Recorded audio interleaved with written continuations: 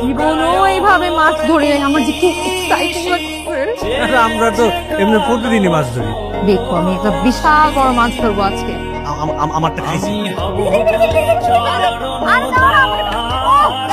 তুমি আমার বড়শির মাছ নিতেছো কেন? এই বড়শিটা তো আমার, তাহলে এই মাছটাও আমার। আরে বড়শি তো ধরলে কেমন? মাছ তো ধরতে আমি, তুমি তো মাছ তো আমার। নিজে মাছ ধরতে পারো না তো এই কারণে চুরি করার ধান্দা না।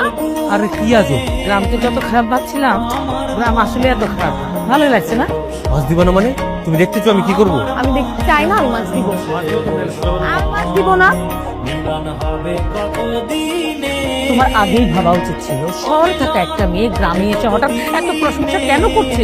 তোমার ছোট মেয়েও বড় মেয়ের মতো ভুল করছে, আমাদের মান সম্মান নিয়ে ছিনিয়ে নিয়েছে। তুমি যেরকম ভাবতেছো বিষয়টা এরকম না।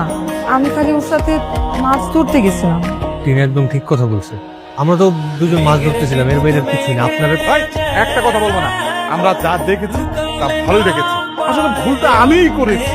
আমি আসলে ওর কথাই এই বাড়িতে এসেছি। ওকে কি বলবো, সব কষ্ট হচ্ছে এই মেয়েটা। ওর নিজের জীবনটা নষ্ট করেছে, এখন ছোট বোনটার জীবন নষ্ট করতে যাচ্ছে। তুমি সব কি বলছো?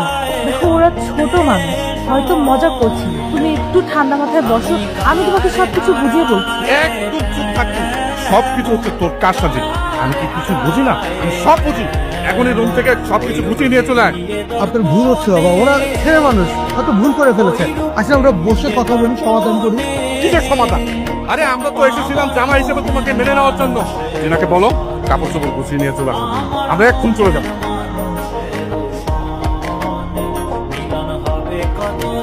কি ব্যাপার ভাই, এরকম মন খারাপ করে এত রাতে বসে আছো? মন খারাপ কি? মন খারাপ করো না। বাবার আগের মাথায় কি না কি বলেছে, এসব নিয়ে রাগ করে বসে থেকো না।